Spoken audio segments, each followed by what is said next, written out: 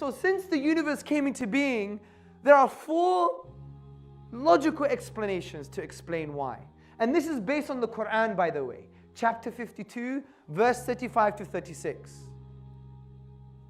What are the logical implications? What are the logical possible explanations? Number 1, since the universe began, it emerged, it was created from or via nothing. Number 2, it created itself. Number 3, it was created by something else created. Or number 4, it was created by something uncreated. So let's address the first point. If the universe came into being, it was created, it emerged, whatever language you want to use, could it come from nothing? Of course not, because metaphysically, as a principle, regardless of empirical justification, when you have nothing, with a little bit more of nothing, and a little bit more of nothing, all you're going to have is nothing.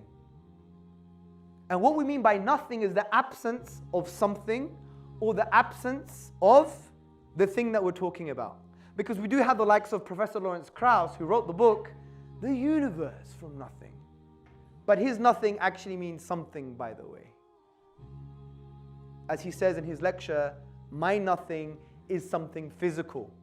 A bit bizarre, isn't it? It's like me coming here and saying, last night I had an amazing meal, and it was nothing. It doesn't make sense. It's what I would call linguistic gymnastics. And he even says in his book that he may not have enough empirical justification to what he's talking about, that essentially it's just plausibility, and that he's changed the word nothing to mean something, which is no time and space, but there is something, and it's physical. Confused? Well done. That means you have a correct mindset. You have an intellect. So it's not that nothing that we're talking about. But some people may argue, wait a minute, you have these quantum physicists and these atheists who think they know quantum physics, and they say something can come from nothing. You have subatomic happenings or particles emerging from a quantum vacuum. If you don't know what the quantum vacuum is, just imagine this. I have a cosmic hoover and I suck away all particles in the universe. What's left would be the vacuum, okay?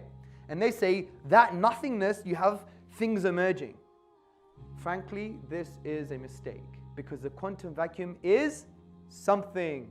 It's a rich structure, it obeys the laws of the universe, and it is a sea of fluctuating energy. So it's something. So we can say the universe couldn't come from nothing. The second point, could the universe create itself? Or to use philosophical language, non-religious language, could the universe come into being by its own being? This is impossible, right?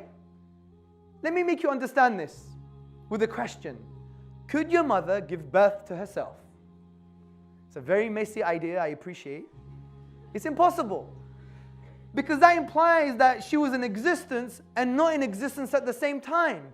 Because to say the universe came into being by its own being, it means it was not there before it was there because it began, but it was actually there before it wasn't there in order for it to be there after it wasn't there. Confused? Exactly.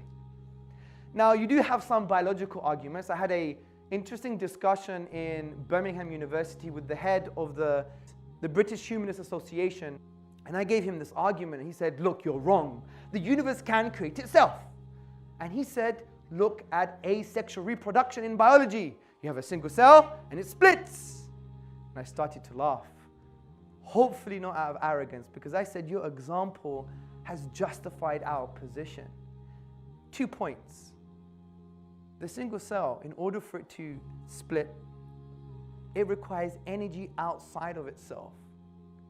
So for the universe to appear, it requires energy outside of itself. The second point is, you're assuming that there was always a first cell, there was always a first universe. That assumption can't be made because this universe began. It once wasn't there at all. So that deals with that contention. The third point, could the universe be ultimately created by something else that was created? Or using more philosophical language, could this cosmos that had a beginning, that has a spatio-temporal boundary, could it be created by something else that was also created, or by something else that emerged? Well, for me, this is quite difficult.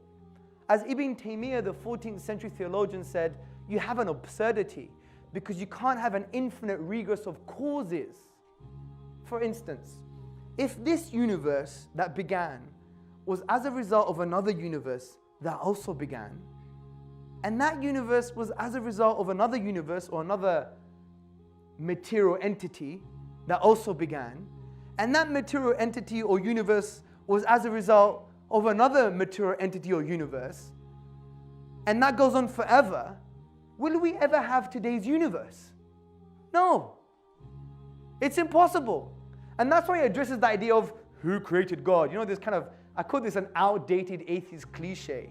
It's like, I mean, when are we going to grow up in our discussions? I mean, you see it on YouTube, in the books, even Richard Dawkins talks about it. It's like, come on, let's move on with the discussion. Because when you say who created God, which by definition is an uncreated being, which is a paradox in and of itself, but let's entertain it. If you say who created God, then who created the God that created God? Wait a minute. Then who created the God that created the God that created the God? One more second. Who created the God that created the God that created the God that created the God? 1 second, my friend. Who created the God that created the God that created the God that created the God that created the God that created the God that created the God? If I go on forever, we will never have a God. We will never have a universe. So from this perspective, an infinite regress of causes is impossible. By rational necessity, we end up with the fourth option, which is this cosmos, this universe was created or brought into being by something that wasn't created, and that's something that wasn't brought into being.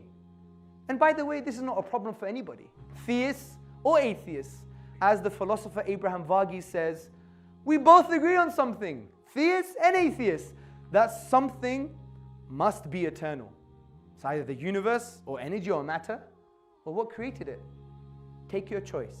But since the universe began, then it must be what created the universe. Now, this doesn't mean God exists. It just means there's an uncreated creator.